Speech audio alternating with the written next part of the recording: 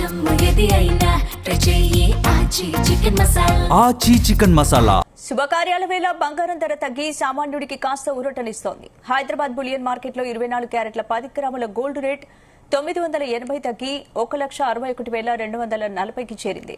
అలాగే 22 క్యారెట్ల 10 గ్రాముల గోల్డ్ రేట్ 900 పడిపోయి 1,47,800 పలుకుతోంది.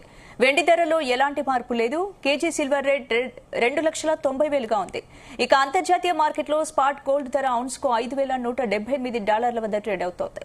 పశ్చిమాసియాలో కొనసాగుతున్న ఉద్రిక్తతల కారణంగా సురక్షిత పెట్టుబడిగా బంగారంపై డిమాండ్ పెరుగుతుందని మార్కెట్ నిపుణులు చెబుతున్నారు.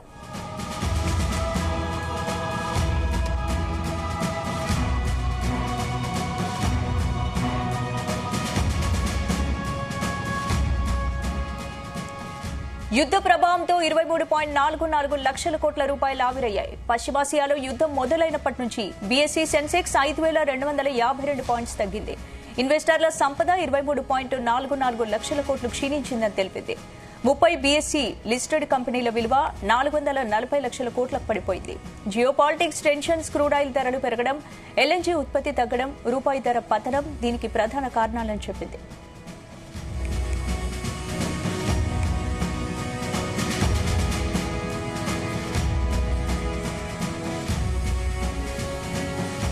ఇదే అంశానికి సంబంధించి మనతో మాట్లాడడానికి అనలిస్ట్ జీవి సత్యనారాయణ గారు ఫోన్ లైన్ లో సిద్ధంగా ఉన్నారు. Good morning sir. Good morning స్పందన. సార్, ఇప్పుడు ప్రస్తుతం హైదరాబాద్ మార్కెట్ లో బంగారం కొంచెం తగ్గింది కదా, ఇది టెంపరీయా లేక రాబోయే రోజుల్లో ఇంకా తగ్గే అవకాశం ఉందా? టెంపరీనే. ఎందుకోసం అంటే ఇప్పుడు మొత్తం కూడా ఫ్లాట్ గానే ఉన్నాయి. ఇప్పుడు గోల్డ్ ఫ్లాట్ గానే ఉంది, సిల్వర్ ఫ్లాట్ గానే ఉంది, ఇక్కడ క్రూడ్ ఆయిల్ కూడా ఫ్లాట్ గానే ఉంది, నేచురల్ గ్యాస్ కూడా ఫ్లాట్ గానే ఉంది.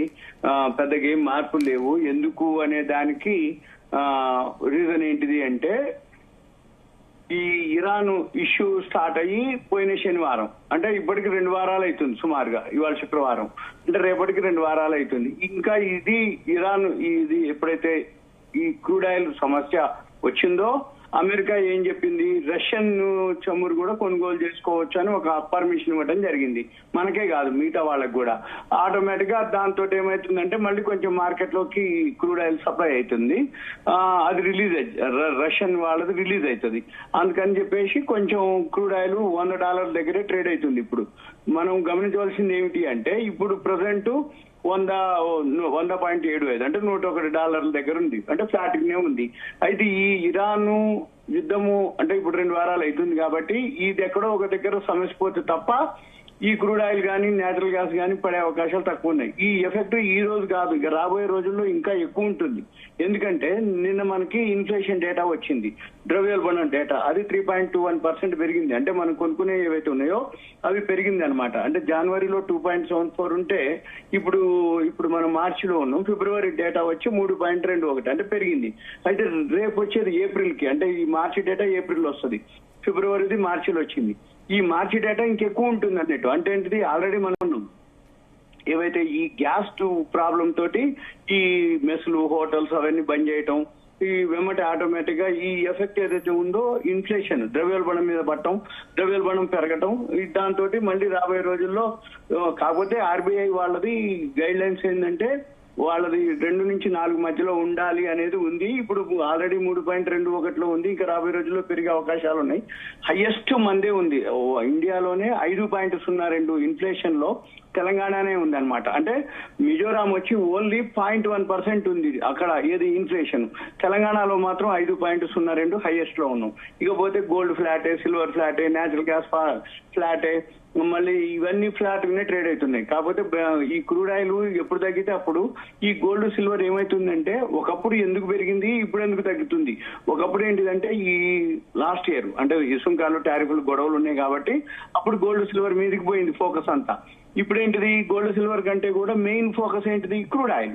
ఈ క్రూడ్ ఆయిల్ ఏదైతే ఇరాన్ మీద అమెరికా దాడి చేయటం, మళ్ళీ ఇరాన్ వాళ్ళు మేమేమి ఇంకా అంటే వాళ్ళు కూడా ఎదుర్కొంటున్నారు. వాళ్ళు ఏమి యుద్ధం ఆపేస్తాం అంటే అమెరికా కాదు ఇప్పుడు ఆప్తా అనేది, ఇరాన్ వాళ్ళు ఆపితే తప్ప ఆగదు అన్నట్టుగా చెప్తున్నారు. ఇప్పుడు $100 ఉంది, $200 మీరు పెట్టి కొనుక్కోవాల్సి ఉంటుంది, అవసరం ఉంటుంది అని చెప్పేసి ఇరాన్ వాళ్ళు ఒక స్టేట్మెంట్ ఇవ్వడం జరిగింది. దాంతో అమెరికా వాళ్ళు ఈ రష్యా క్రూడ్ ఆయిల్ ఏదైతే ఉందో అంటే వరల్డ్ మొత్తానికి ఇరాన్ నుంచి 20% సప్లై అవుతుంది, 80% ఇంకా రష్యా అనుకోండి మిగిలిన దేశాలు. అందుకని ఇప్పుడు అమెరికా ఏంది ఫ్రీ చేసింది, అంటే ఎక్కడైతే ఇటువంటి షార్టేజ్ రావద్దు క్రూడ్ ఆయిల్ అనే విషయంతో మనకు ఒక 30 రోజుల పర్మిషన్, అలానే అమెరికా అంటే రష్యా నుంచి ఎవరైతే క్రూడ్ ఆయిల్ ఉంటారో అవన్నీ కూడా రిలీజ్ చేయడం జరిగింది. దాంతో కొంచెం అక్కడక్కడే ఉండే అవకాశాలు కనపడుతున్నాయి. ఏది క్రూడ్ ఆయిల్ మళ్ళీ ఇవాళ వీకెండ్ ఫ్రైడే ఇన్ఫ్లేషన్ పెరిగింది, మళ్ళీ వీటితోటి ఇప్పుడు మన మార్కెట్ కూడా కంటిన్యూగా ఎఫ్ఐఎల్ అమ్ముతూ వచ్చిర్రు.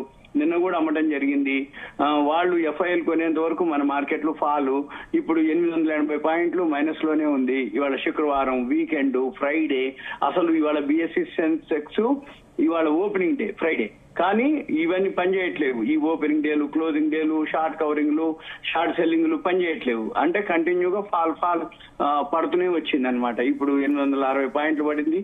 30 కంపెనీల్లో బిఎస్సి సెన్సెక్స్ లో 24 కంపెనీలు మైనస్ లోనే ఉన్నాయి, ఒక 6 ప్లస్ లో ఉన్నాయి. అయితే ఏ సెక్టార్లు పెరుగుతాయి, ఏవి పెరుగుతాయి అంటే ఉదాహరణకి గ్యాస్ కి రిలేటెడ్ ఏవైతే ఉన్నాయో అవన్నీ పెరగడం జరిగింది. షేర్లు అదాని టోటల్ గ్యాస్ ఒకటి బాగా పెరగడం జరిగింది.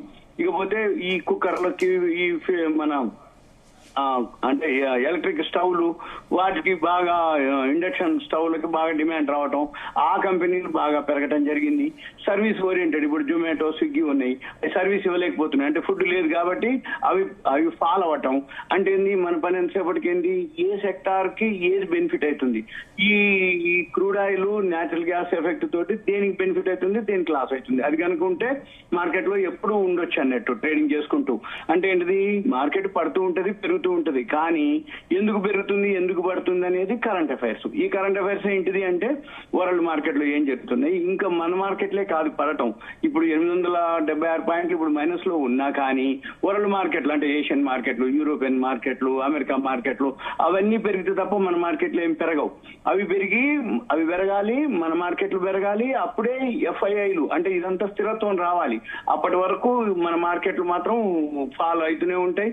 ఇంకొకటి ఇప్పుడు రేపెల్లుండి సెలవు ఉంది, మళ్ళీ శని ఆదివారం ట్రంప్ ఇరాన్ వాళ్ళు ఏం అనౌన్స్మెంట్ చేస్తారో తెలియదు. ఆల్రెడీ ఇప్పుడు ఈ హర్ముజ్ జల్సన్ నుంచి మనకు పంపించమని చెప్పేసి అంటున్నారు నౌకలు, మనకి ఓకే అంటున్నారు.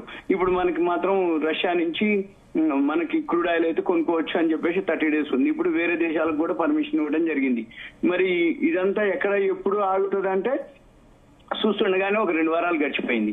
మరి 2 వారాలు గడిచిందంటే ఇలానే జరుగుతూ ఉంటే ఇంకా రాబోయే రోజుల్లో ఇంకా తీవ్రత ఎక్కువ ఉంటుంది. వాళ్ళకే కాదు ఇరాన్ అమెరికా ఇద్దరికి లాసే ఉంటుంది. ఇప్పుడు యుద్ధ ప్రభావంతో ఇప్పటికే సెన్సెక్స్ భారీగా పడిపోయింది. 23.44 లక్షల కోట్ల రూపాయల సంపద ఆవిరైందని చెప్తున్నారు. అంటే ఏంటి ఇది భారత ఆర్థిక వ్యవస్థపై ఎంతవరకు ఎఫెక్ట్ చూపిస్తుంది?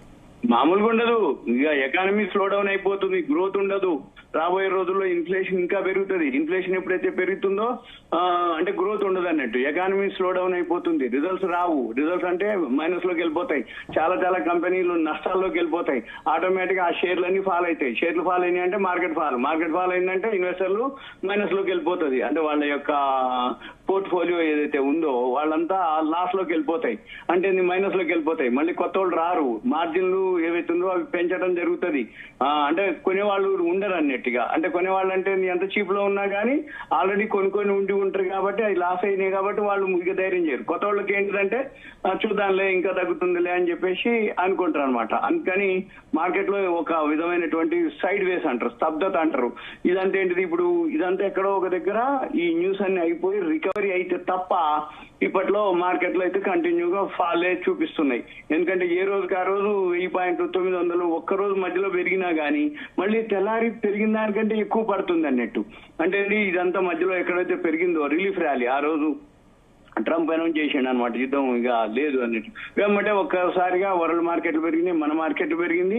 మళ్ళీ తెల్లారి ఇరాన్ వాళ్ళు అట్లేం లేదు అని చెప్పేసి డినే చేయటం, వాళ్ళు మళ్ళీ కంటిన్యూ చేయటం, ఇప్పుడు మళ్ళీ ఇంకా కొనసాగుతూనే ఉంది యుద్ధం అనటం.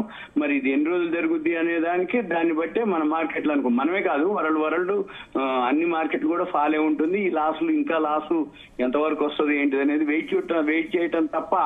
అంటే యుద్ధం ఇలా ఇంకా ఎక్కువ కాలం కొనసాగితే భారత్ మార్కెట్ పై ఇంకా ఎఫెక్ట్ పడే అవకాశం ఉందంటారు? ఉంది. అదే మరి ఇన్ఫ్లేషన్ పెరుగుతుంది ఆటోమేటిక్ గా. ఇప్పటికే చాలా చాలా అంటే సాఫ్ట్వేర్ ఎంప్లాయీస్ అందరినీ మళ్ళీ వర్క్ ఫ్రమ్ హోమ్ చేయమని అనటం, ఈ మెస్సులు గిసులు అన్ని బంద్ అవ్వటం, ఇవన్నీ కనపడేవి. కానీ కనపడని కూడా చాలా లాస్ లో ఉంటుంది అనమాట. అంటే టర్న్ ఓవర్ తగ్గిపోద్ది, అప్పుడు ఆటోమేటిక్ గా జిఎస్టీ తగ్గిపోద్ది, ఎకానమీ స్లో డౌన్ అయింది. ఇక ఒక విధంగా అన్ఎంప్లాయ్మెంట్ ఇప్పుడు ఇంకా వేరే వేరే విధంగా అనమాట. అంటే ఎకానమీ మీద ఏవైతే పడవలసిన భారాలన్నీ పడతాయి అన్నట్టు ఆటోమేటిక్ ఇక గవర్నమెంట్ మీద ప్రెషర్ రావటం. ఇక మరి ఎలా ఏం జరుగుతుంది అనేది మనం అబ్జర్వ్ చేయాలి. రాబోయే రోజుల్లో మాత్రం ఇంకా ఇది కాకపోతే ఎవరైతే బెనిఫిట్ అంటే ఏంటిది, వాల్యూ ఉన్న స్టాక్స్ తక్కువలో ఉంటాయి కాబట్టి వాళ్ళు 6 నెలలు సంవత్సరం పాటు ఉండగలుగుతా అనుకుంటే అప్పటి వరకు అప్పుడు అనమాట. ఎందుకంటే ఇప్పుడు ఏ టైంలో ఏం జరిగినా ఇమీడియట్ తెలిసిపోతుంది మనకి. పాజిటివ్ ఉండని, నెగిటివ్ ఉండని, న్యూట్రల్ ఉండని. దాన్ని బట్టే మన మార్కెట్ కూడా బిహేవ్ చేయడం జరుగుతుంది. ఇప్పుడు క్రూడ్ ఆయిల్ ఉంది, మొన్న $119 పోయింది, ఇప్పుడు 2-3 రోజుల నుంచి $100 దగ్గరే ట్రేడ్ అవుతుంది. అంటే ఏంటిది, న్యూట్రల్ ఉంది, అంటే స్థిరంగా ఉంది అనమాట. అంటే ఏం జరుగుతుంది, ఎప్పుడైతే ఈ ఇరాన్ నుంచి క్రూడ్ ఆయిల్ రాదు అని అన్నారో అమెరికా వాళ్ళు, రష్యా వాళ్ళు ఎలా వీలైతే అలా సప్లై చేయండి అనే ఉద్దేశంతో జరుగుతుంది అనమాట. మనం ఎంతసేపటికి ఇక అబ్జర్వ్ చేయటం, అప్డేట్ చేయటం, అంతకుమించి ఇక మార్కెట్లు మాత్రం కొనుక్కోవడానికి అవకాశమే. కానీ మరి కొన్న తర్వాత ఇంకా తగ్గుతుంది. మనం చెప్తూనే ఉన్నాం వాల్యూ అని, అయినా కానీ మళ్ళీ మనం కొంటే ఇంకా తగ్గిపోతుంది. ఇప్పుడు సపోజ్ ఇప్పటికి మనం మాట్లాడే లోపలనే ఇప్పుడు 930 పాయింట్లు మైనస్ లో ట్రేడ్ అవుతుంది. అంటే మాట్లాడి ఇప్పటికి అనేటప్పటికి అయిపోలేదు, 100 పాయింట్లు మైనస్ లోకి వెళ్ళిపోతుంది. అంటే ఇది ఎక్కడ రికవర్ అవుతుంది, ఎప్పుడు రికవర్ అవుతుంది, ఎక్కడ బౌన్స్ బ్యాక్ అవుతుంది అనేది ఇక రాబోయే రోజుల్లోనే మనము ఇవి యుద్ధ వాతావరణం అయిపోతే తప్ప. ఎందుకంటే ఒకప్పుడు ఈ సుంకాలు టారిఫ్లతో 1 సంవత్సరం పాటు మార్కెట్లు 2025 మొత్తం అలానే గడిచిపోయింది. మనం ఫిబ్రవరి 2వ తారీఖు అమ్మాయి ట్రేడ్ డీల్ అయిపోయింది మనం అనుకునే లోపల మళ్ళీ అక్కడి నుంచి అక్కడ సుప్రీంకోర్టు మన అంటే వ్యతిరేకంగా తీర్పు రావటం ట్రంప్ కి, వెంబటే మళ్ళీ ఇరాన్ మీద దాడి అనటం, మళ్ళీ ఇరాన్ దాడి అయిపోతే లేదు, ఇరాన్ క్లియర్ అయిపోతే క్యూబా మీద ఉందంటుంది మళ్ళీ. అంటే ఏంది, ఇది ఇప్పట్లో అంటే ఇంకా తగ్గేటట్టు కనబడట్లేదు. ఇరాన్ అయిపోతే క్యూబాకి వెళ్ళిపోతాడు, క్యూబాకి వెళ్ళిపోతే మళ్ళీ ఏం జరుగుతుందో, మళ్ళీ ఏమవుతుందో, మళ్ళీ ఇవన్నీ కూడా మీరు అన్నట్టు వరల్డ్ మొత్తానికి. బంగారం ఇప్పుడు సేఫ్ ఇన్వెస్ట్మెంట్ గా చూడాలా, ప్రస్తుత ధరల వద్ద కొనడం కూడా రిస్క్ అవుతుందా? రిస్క్ అంటే వెయిట్ చేయాలి, హోల్డ్ చేయాలి అంతే. ఇక కొనుక్కున్నా కొంచెం ఒక 10%, 15% తగ్గినా కానీ ఓకే అనుకున్న వాళ్ళే ఎంటర్ అవ్వాలి. ఎందుకంటే ఇప్పుడు కొన్న తర్వాత ఏమి ఇమీడియట్ పెరిగే అవకాశాలు లేవు, తక్కువలో ఉన్నాయి కాబట్టి కొనుక్కున్నా కూడా కొన్నాళ్ళ పాటు వెయిట్ చేయగలగాలి, అంటే పెరగటానికి, అప్పుడు ఓకే. అంతే తప్ప ఇప్పుడు అంటే కొన్నము తగ్గిపోయింది అని అనుకోవక్కర్లే. కొన్నా తగ్గిపోయినా ధైర్యం చేసి ఉండేటి వాళ్ళే ఇప్పుడు ఎంటర్ అవ్వాలి. ఏ టైంలో ఏం జరుగుతుందో తెలియదు కాబట్టి కొంచెం కొంచెం కొనుక్కోవాలి. సపోజ్ కొనుక్కునే దాంట్లో 20%, 15%, 25% అట్లా కొద్ది మొత్తంలో కొనుక్కుంటూ రావాలి. తర్వాత యావరేజ్ అవుతుంది, పెరుగుతుంది అనుకోండి, అప్పుడు ఈ ఛాయిస్ రాదు, ఇటువంటి అవకాశాలు రావు ఎప్పుడు కూడా. ఎప్పుడో ఒకసారి అవకాశాలు వస్తాయి ఇట్లా. ఇప్పుడు ఉదాహరణకి కరోనా టైంలో బాగా పడింది అన్నారు, కానీ మళ్ళీ తర్వాత విత్ ఇన్ 1 year లోపలనే మంచి అంటే చేంజ్ అవ్వటం. ఇప్పుడు అంటే ఎక్స్ట్రీమ్ ఫియర్ లోనే ఉంది ఇప్పుడు కూడా. అంటే మార్కెట్ మూడ్ ఇండెక్స్ ఒకటి ఉంటుంది, ఆ మార్కెట్ మూడ్ ఇండెక్స్ వచ్చి 24.98 అనమాట. అంటే ఎక్స్ట్రీమ్ ఫియర్, అంటే ఫియర్ గ్రిడ్ అని 2 ఉంటాయి, అంటే భయము, ఆశ. ఈ భయంలో కూడా అతి భయం అనమాట ఇప్పుడు ఎక్స్ట్రీమ్ అనమాట. అది 24.98 లో ఉంది. అది కనుక అంటే మూవ్ అవ్వాలి ఎక్స్ట్రీమ్ ఫియర్ లోంచి ఫియర్ గ్రిడ్ లోకి వచ్చేదాకా, అప్పుడు మార్కెట్ మళ్ళీ పెరుగుతున్నట్టు అర్థం. Right, thank you Satyanarayana.